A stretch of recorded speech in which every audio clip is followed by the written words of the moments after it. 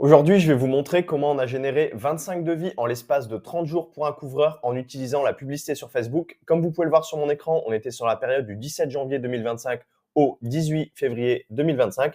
Et dans cette vidéo, on va voir globalement tout ce que vous devez mettre en place quand vous êtes une entreprise du bâtiment, de l'habitat, que vous soyez effectivement couvreur ou même façadier, paysagiste, pisciniste. Je vais vous dévoiler toute la stratégie, notamment l'offre, les visuels qu'on a utilisés, les textes publicitaires, le formulaire de contact qui nous permet tout simplement de récupérer les coordonnées des prospects qui sont intéressés par nos services. Et là, en l'occurrence, mon couvreur n'avait que simplement à les contacter, à faire des devis et derrière les signer en chantier. Donc, dans cette vidéo, je vais vraiment tout vous dévoiler, toute la stratégie qu'on a mis en place pour que vous puissiez, vous, l'implémenter dans votre entreprise, que vous ayez vraiment toutes les clés en main pour aller générer des demandes de devis grâce à la publicité Facebook. Donc, ce que vous voyez à l'écran, c'est le Business Manager de Facebook. C'est l'outil qui nous permet de configurer des campagnes publicitaires. Donc, évidemment, je ne parle pas de booster des posts sur Facebook. Ça, vous le savez, pour moi, c'est un outil qui est mis à disposition sur Facebook pour vous faire dépenser de l'argent sans forcément vous apporter de résultats. Au mieux, ça va vous rapporter des likes, des j'aime sur vos posts ou tout simplement augmenter le nombre de followers, d'abonnés à votre page. Grosso modo, ça va augmenter la notoriété de votre entreprise,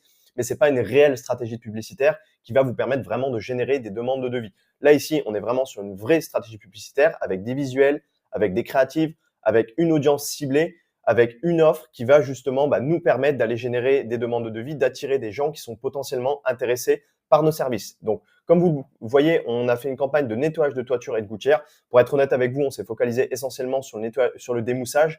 C'est-à-dire qu'on a généré sur ces 25 prospects, on a eu deux prospects pour du nettoyage de gouttière. Et après, on s'est vraiment focalisé sur du démoussage. Donc, on a dépensé 518 € sur cette période, donc du 17 janvier au 18 février. Donc, 518 €. On a eu 25 prospects, donc un coût par prospect à 20 €. Je vous laisse faire le calcul. Vous savez plus ou moins le billet que vous prenez généralement pour des services de démoussage. Bien évidemment, ça dépend du mètre carré de la toiture, mais grosso modo, je peux vous assurer que cette campagne a été plus que rentable. Pour vous donner un peu plus de contexte sur la création de cette campagne publicitaire sur Facebook, il faut savoir que c'est un couvreur que j'accompagne maintenant depuis plus de 5 mois. Et jusqu'à aujourd'hui, on s'est essentiellement focalisé sur la publicité Google Ads. Vous savez, le fait d'être tout en haut des résultats de recherche sur Google, forcément, ça nous rapporte des demandes de devis. Mais du coup, sur cette partie-là, sur Google Ads, on s'est vraiment essentiellement focalisé sur les services liés à la réparation. Tout ce qui est urgence de fuite, réfection de toiture, réparation de toiture. Pareil pour tout ce qui était des mots-clés liés, couvreur plus le nom de sa ville, etc. Ça, effectivement, on a fait de la publicité sur Google parce que c'est pertinent. Aujourd'hui, quelqu'un qui a un souci avec son toit fuit, c'est quoi son premier réflexe? C'est d'aller sur Google. Il va pas aller sur Facebook. Donc forcément, c'est intéressant de se positionner là-dessus pour capter tous les demandes de devis. Aujourd'hui, que vous soyez électricien, que vous soyez plombier, tout ce qui est service d'urgence, Google Ads, ça s'y prête très bien. Le réseau de recherche s'y prête très bien parce qu'on vient capter justement l'intention des gens de résoudre leurs problèmes et nous, on leur offre une solution parce que c'est le service qu'on propose qui vient solutionner leurs problèmes. Par contre, effectivement, la publicité Facebook, elle a son intérêt parce qu'elle vient capter l'attention des gens et non pas l'intention, comme c'est le cas sur Google Ads, en proposant notamment ce type de service qui est le démoussage de toiture, où là, on va venir élargir notre audience, élargir le nombre de prospects qui peuvent être potentiellement intéressés par ces services et qui n'auraient pas forcément eu la maturité ou la réflexion de se dire bon, moi, je vais aller sur Google pour chercher un couvreur afin de démousser mon toit. Parce que ça correspond quand même à une audience qui est relativement restreinte, à un volume de recherche qui est relativement faible, parce qu'il faut que les personnes soient déjà assez éduquées sur le fait qu'il faut qu'elles démoussent leur toit si elles veulent pas avoir des problèmes d'étanchéité ou tout simplement pour augmenter la valeur de leur maison. Ça reste quand même un petit volume de recherche. Et du coup, en élargissant ça et en proposant ces services-là sur Facebook avec un visuel, avec une offre, on en rediscutera juste après, justement, qui va venir capter l'attention des gens et en leur expliquant que s'ils démoussent pas leur toit, justement, ils risquent d'avoir des problèmes par la suite et qu'ils risquent d'avoir des frais de réparation qui vont leur coûter bien plus cher.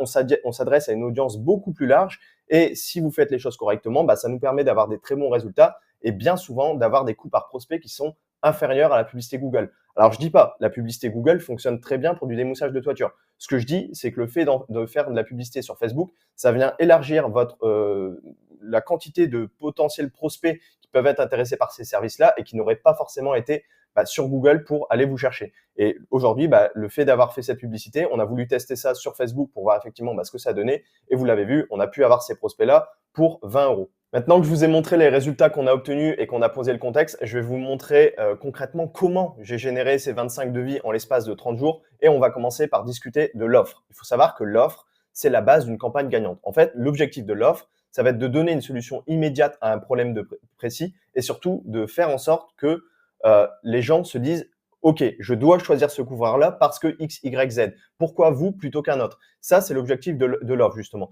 Et aujourd'hui, si l'offre, elle n'est pas claire, elle n'est pas attrayante, vous avez littéralement personne qui va cliquer sur votre pub. Je me suis mis ici d'ailleurs sur la, comment dire, sur les je vais y arriver, sur la bibliothèque publicitaire de Facebook. Et vous avez, je me suis amusé du coup à taper démoussage toiture, vu que c'est l'étude de cas qu'on a aujourd'hui, pour vous montrer un peu les différents visuels et surtout voir si la plupart des couvreurs, la plupart des annonceurs sur Facebook Ads ont des offres. Et ce que vous pouvez voir, c'est que certains d'entre eux n'ont pas d'offres. Et aujourd'hui, qu'est-ce qui va faire que les prospects vont aller les solliciter si ces gens-là n'ont pas particulièrement d'offres et finalement sont noyés dans toute la concurrence de publicité qu'il peut y avoir déjà sur Facebook. Même si aujourd'hui, c'est un canal qui n'est pas forcément encore ultra exploité, comme peut l'être parfois Google Ads en fonction des certains secteurs, en fonction des certaines zones géographiques. Mais le fait d'avoir une offre, ça vient vraiment appuyer le fait qu'on va pouvoir capter l'attention des gens et faire en sorte d'avoir des très bons résultats sur le coût par prospect qu'on va avoir derrière. Vous pouvez le voir là par exemple ici à droite, Arnoldi Rénovation. En fait, lui, il propose tout simplement son service de nettoyage de toiture. Point barre. Il n'y a pas d'offre qui est mise en avant ou quoi que ce soit. Pareil ici, ce traitement hydrofuge permet, hop, hop, hop. Lui, il explique effectivement, entreprise Dufresne, l'intérêt de faire démousser son toit ou du moins l'outil qu'il utilise, donc le traitement hydrofuge, mais il n'a pas forcément d'offre particulière qui vient le distinguer de toutes les entreprises qui utilisent déjà du traitement hydrofuge. Donc, qu'est-ce qui va faire que les gens vont aller lui demander un devis à lui plutôt qu'à un autre? En plus, il n'a pas forcément remis des labels, des éléments de certification qui viendraient justement rassurer le prospect. Donc aujourd'hui, l'offre, c'est vraiment quelque chose de clé qui va faire que vous avez soit des résultats moyens, voire mauvais, et vous n'êtes pas rentable, ou alors vous avez vraiment des très bons résultats et vous êtes super rentable en publicité. Donc c'est quoi les éléments clés justement d'une offre? C'est d'avoir déjà un besoin clair et urgent. Par exemple, votre toiture est envahie par la mousse, c'est le moment d'agir avant qu'elle ne s'abîme. Hop, on vient capter l'attention des gens. Pourquoi ils devraient démousser leur toiture? Parce que sinon, elle risque de s'abîmer et risque d'avoir des soucis. On rend notre offre attractive. Par exemple, il y a énormément de moyens de rendre une offre attractive. Ici, je vous en donne un. Ça peut être moins 20% jusqu'à telle date et uniquement pour les X premiers clients. En l'occurrence, on vient offrir ici la TVA. On le formule autrement parce que parfois, c'est pas très clair quand on dit on vous offre la TVA. Là, c'est plus tape à l'œil de mettre un moins 20%. Alors parfois, il y a certaines personnes, certaines entreprises qui sont pas très fans de ce type d'offre parce que justement, ça peut potentiellement attirer des gens qui sont intéressés uniquement par le côté promotion, par le côté prix. Et du coup, ça, c'est effectivement un type d'offre, mais il en existe énormément d'autres en fonction de vous, de vos objectifs et de vos attentes finalement. Mais c'est un type d'offre qui fonctionne très bien. Donc, moins 20% jusqu'à telle date parce qu'on vient justement créer de l'urgence. Les gens savent que jusqu'à la fin du mois, ils ont moins 20%. Ils vont pas se dire, ah, je vois la publicité, je verrai ça demain. Non, parce que il y a ce côté d'urgence et en plus, c'est limité aux, par exemple, 10 premiers clients. Pareil, on a une promesse forte. Un démoussage professionnel qui protège votre toiture et évite des réparations coûteuses. Pourquoi les gens devraient démousser leur toiture? Parce que ça leur évite des réparations coûteuses. Et à la fin, on rajoute un appel à action qui est clair. En l'occurrence, ça peut être recevoir votre estimation gratuite dès maintenant. Ça, encore une fois, c'est du marketing, c'est ce qu'on appelle du copywriting. C'est le fait d'écrire des mots qui jouent sur la psychologie humaine. Le fait de marquer recevoir, déjà, c'est mieux que obtenir un devis, par exemple. Recevoir votre estimation gratuite dès maintenant. Généralement, dans l'inconscient psychologique des gens, ça peut avoir un impact. Encore une fois, il faut tester, il n'y a pas de vérité absolue. Effectivement, sur le papier, on peut penser que recevoir, ça semble mieux, mais parfois, vous allez vous rendre compte que le côté estimation, alors, là où je voulais en venir, c'est que le côté estimation gratuite, ça peut sembler être plus intéressant, mais parfois, le fait de marquer recevoir votre devis gratuit fonctionne mieux. Il faut tester, c'est du marketing, il n'y a pas de vérité absolue. Le but, c'est de tester, analyser, voir ce qui fonctionne le mieux et itérer sur ce qui marche le plus. Et globalement, pourquoi tout ça fonctionne? Pourquoi le fait d'avoir une offre, c'est ce qui va faire que vous allez être rentable ou non finalement en publicité, ou du moins c'est un des facteurs les plus importants sur la pertinence de vos publicités, c'est qu'on vient parler à un vrai problème. La mousse abîme votre toiture. On crée une urgence parce qu'on a une offre qui est limitée et en plus on se distingue notamment au travers l'attractivité de notre offre parce qu'on met en avant une promotion et on rassure le prospect avec une estimation gratuite. C'est-à-dire que qu'est-ce que ça lui coûte de faire une estimation gratuite? C'est pas très engageant pour lui. Pareil, petit élément ici que j'ai pas forcément mentionné, mais je parlais notamment des différents types d'offres ou du moins des différents moyens de rendre une offre attractive. Ici, on est sur une offre promotionnelle, mais ce que vous pouvez faire, c'est créer une offre liée à vos services. Par exemple, si vous faites un démoussage de toiture, vous pouvez offrir le démoussage de terrasse. C'est un service complémentaire, un service bonus qui va venir justement enrichir votre offre et vous distinguer finalement de tous vos concurrents. Une fois que vous avez défini votre offre, on passe à la mise en place et à la création des publicités. Pour ça, une publicité sur Facebook Ads, ça se distingue en deux éléments. On va avoir la créative / le visuel et le texte publicitaire qui est associé à ce visuel qu'on appelle l'ad copy.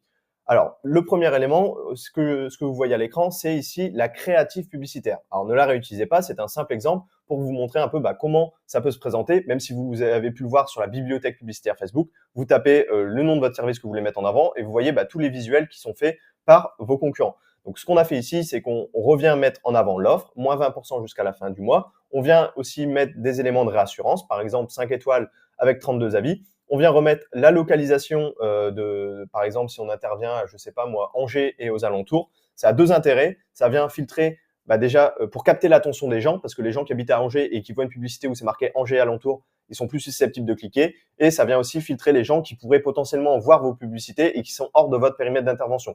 Même si aujourd'hui, l'algorithme Facebook, il est très puissant et en plus, on peut cibler vraiment un rayon en fonction de si vous ciblez 30 km autour d'Angers, vous devez mettre 30 km autour d'Angers sur le paramétrage, mais parfois ça peut arriver que l'algorithme il est un peu capricieux.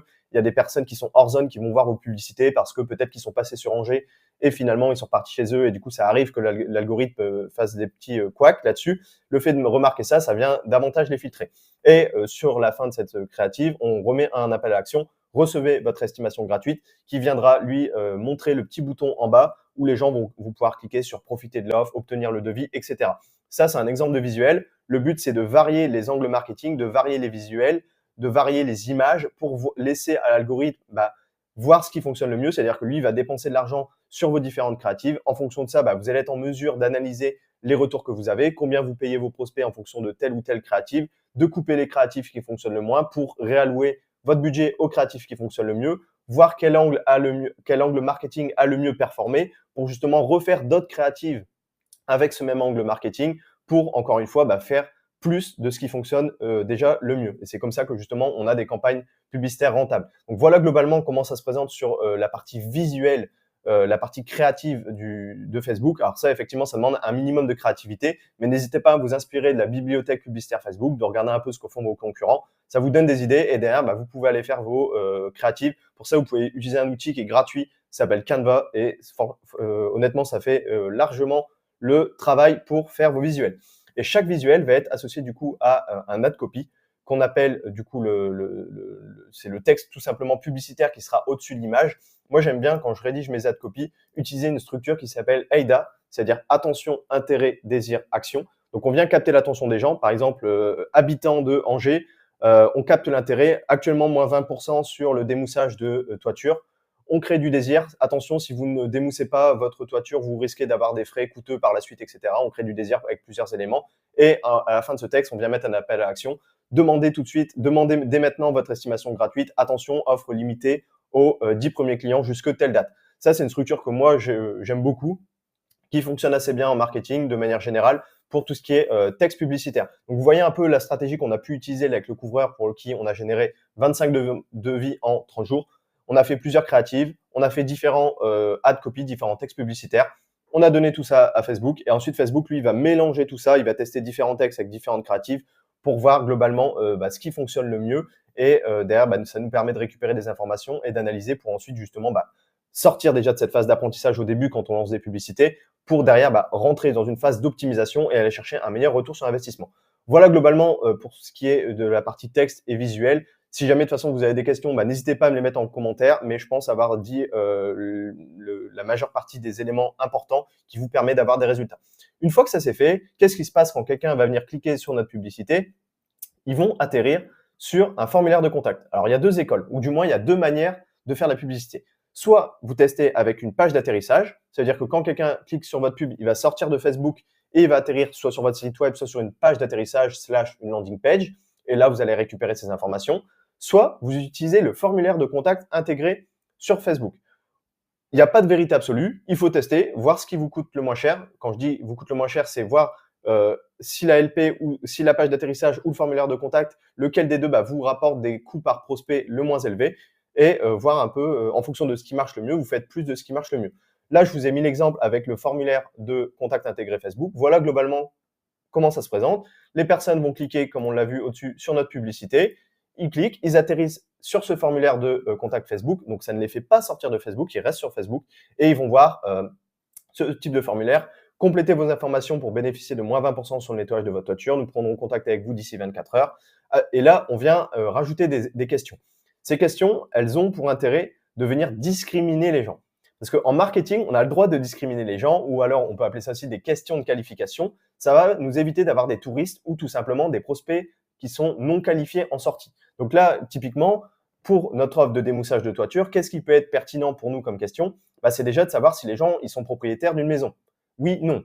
Est-ce que ces gens habitent dans le secteur que nous, on intervient? Oui, non. Si ce n'est pas le cas, hop, le formulaire se ferme. Désolé, monsieur Martin, merci pour votre intérêt, mais on ne pourra pas donner suite. Si effectivement ils sont propriétaires d'une maison et qu'en plus ils habitent dans notre périmètre d'intervention, là c'est intéressant et du coup ce qui va se passer c'est qu'on va leur demander leurs coordonnées. Donc on a besoin du nom, de l'email, potentiellement de l'email, vous pouvez le mettre en facultatif, ça dépend de votre stratégie, mais ça peut être intéressant de le récupérer pour justement derrière leur envoyer des petits emails pour justement venir les réchauffer et s'assurer qu'on reste dans leur tête et surtout que le temps qu'on prenne contact avec eux par téléphone, du coup, ils n'oublient pas qu'ils ont demandé leur devis. Parce que parfois, ça arrive, c'est assez lunaire, mais il y a parfois des prospects qui remplissent ce formulaire de contact et qui finalement, au bout de, je sais pas moi, même pas 24 heures après, l'artisan, l'entreprise du bâtiment va le contacter, la personne a oublié qu'elle a rempli le formulaire de contact parce qu'il faut pas oublier que les gens passent leur temps parfois à défiler avec le cerveau qui est plus ou moins posé à côté, ils ne se rendent même pas compte de ce qu'ils font et ils ont oublié qu'ils ont rempli le formulaire de contact. Et justement, le fait de leur envoyer un petit email en disant que bonjour monsieur Martin, on a bien reçu votre demande de devis, on va vous contacter d'ici 24 heures. Si un numéro inconnu vous appelle, c'est sûrement nous. Ça vient justement renforcer le fait qu'il a déjà demandé cette demande de devis et derrière on vient mettre des éléments de rassurance, des témoignages clients, des photos de réalisation, bref. Mais voilà pourquoi parfois ça peut être intéressant de demander le mail. Et bien évidemment, le numéro de téléphone et le code postal. Et une fois que ça c'est fait, le prospect va à la fin du formulaire, on va lui dire merci pour qu'on a bien réceptionné toutes ces demandes et que notre expert va le contacter d'ici 24 heures. On essaie de mettre des éléments pour s'assurer qu'il réponde en lui disant que si un numéro inconnu le contact, c'est sûrement nous, etc. Voilà globalement comment ça se présente au niveau du formulaire de contact. Et donc pourquoi ça fonctionne? C'est que c'est rapide et efficace. Aujourd'hui, les prospects n'ont pas à sortir de Facebook. Mais encore une fois, je vous l'ai dit, il faut tester. Parfois, vous allez avoir de meilleurs résultats avec des pages d'atterrissage. Aujourd'hui, le formulaire de contact, si vous faites les choses correctement, déjà, ça vous demande généralement moins de travail, dans le sens où moins de compétences. Vous n'avez pas besoin de créer une page dédiée. Vous pouvez utiliser le formulaire directement et ça peut vous apporter tout autant de résultats. Après, il faut faire attention, c'est qu'effectivement, le texte que vous allez mettre sur le formulaire, il a aussi toute son importance. Au même titre que l'ad copy, c'est que là, on vient jouer aussi sur la psychologie humaine et ça a une importance pour que les gens aillent jusqu'au bout du processus. Donc, les prospects ne quittent pas Facebook. En plus de ça, les coordonnées que vous voyez ici, généralement, elles sont reprises en fonction des coordonnées qui sont déjà mentionnées sur le profil Facebook de la personne. Donc, ça peut réduire la friction, réduire la difficulté qu'ont les gens justement à remplir leurs coordonnées parce qu'elles sont reprises directement sur Facebook.